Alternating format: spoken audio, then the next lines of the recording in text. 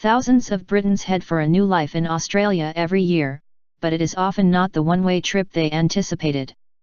Julian Lorcan looks at why UK migrants frequently decide the wide-open spaces of Australia are not for them.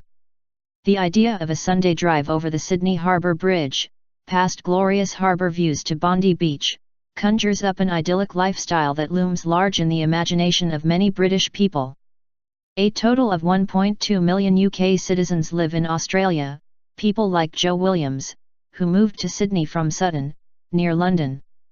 But Joe is one of many Britons who find that stereotypical images of a relaxed lifestyle down under don't match up to reality.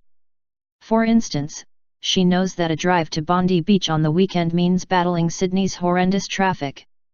Driving is my biggest Australian bugbear, on badly designed roads, along with spending a fortune for a cafe lunch, she says. It is also harder to find work than migrants expect. Even though Australia's unemployment rate sits at just 5.7%, low by OECD standards, Joe believes UK work experience and qualifications aren't sufficiently valued by Australian companies. You'll often go backwards career-wise. The level of bureaucracy and difficulty in finding a job was shocking, she says. Australia is an amazing country and advertised salaries are great, but daily living costs, housing, and cars are vastly more expensive than in the UK. Boomerang Palms. Although an increasing number of Australians are born overseas, proportionally fewer are British-born. The numbers have declined steadily for a decade, from 5.6% to 5.1% in 2015, partly because UK citizens are returning home. There are many British-born Australians, including previous Prime Ministers Tony Abbott and Julia Gillard, and emigrants often assume the countries will have a similar culture. But new arrivals in Australia really notice the differences, and there are many, says visiting Professor Roger Burrows at London's Goldsmiths College. He has studied the phenomenon of migrants abandoning Australia over the past decade and many cite similar reasons for leaving. The lack of public transport means there isn't a culture of going for a drink after work, he says.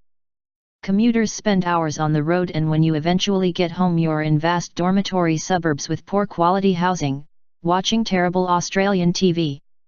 It's very hard to make friends. Many never visit the beaches that attracted them in the first place. They head back to the UK for a social life with a decent pub. Very long working hours are the final straw for many Brits. Australians generally acknowledge that long working hours are an issue. 5 million of Australia's 7.7 million full-time workers put in more than 40 hours a week, prompting a think tank called the Australia Institute to designate November 18 as Go Home on Time Day. But instead of just going home on time, more than 7,000 British people a year are going back to the UK for good, and nearly half on permanent migration visas return home within 5 years. It's a phenomenon documented since the days of £10 palms in the 1950s, when Australia's government offered cut-price ship fares to attract British workers. Many UK emigrants stayed just long enough to pay for their return trip, which led to the coining of another term, boomerang palms. Many emigrants find it hard to adjust, and compare positives and negatives, Professor Burrows says. If you live somewhere tough in the UK, Australia seems great, but if you enjoy the culture and options to go out in the UK's big cities, Australia can seem very limited. Even the weather refuses to conform to the national stereotype. Sydney's yearly rainfall of 48 inches is nearly double London's 29 inches. Migrants need to examine what they want. Australia isn't just a sunny beach, Professor Burrows says.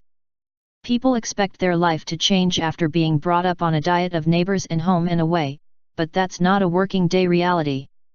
Even when it is as sunny as the TV shows present, many emigrants find it hard to get time off to enjoy it.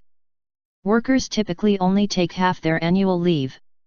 Roy Morgan data shows that the average Australian rolls over 21 days of annual leave. There and back again. Phoebe Baxter is a ping-pong pom. She immigrated to Australia and later returned to the UK. But after some years, she once again felt the lure of Sydney, and returned to live in the city's suburban Hills district. I came back with my eyes wide open. You develop coping mechanisms, and the internet means you can keep in touch with family, she says. I still miss the vast variety of UK high street shops though, and local pubs. Sydney's suburbs mostly have huge beer barns miles from anywhere.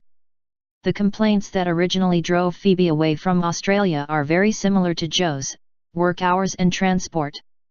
In Australia I was shocked at the prices and hideous working hours, she says. It had a good buzz, but the transport infrastructure is so weak. The UK has it down pat with the tubes and the trains. As a migrant she found insignificant differences assumed a huge importance. Oddly, I suddenly appreciated the sheer variety of UK architecture. Australian buildings seemed so uniform and dreary. Australia is great, with better opportunities for raising a family. It is a blessing and a curse to love two countries, as I miss certain things of each country. However, I just can't commit to live in Australia for the rest of my life. Professor Burrows says migrants in both directions notice small differences, which become hugely important. Australians also complain when they move to the UK, just about different things, he says. He warns migrants to think carefully about moving halfway around the world. Be careful of what you wish for, he says. You might just get it.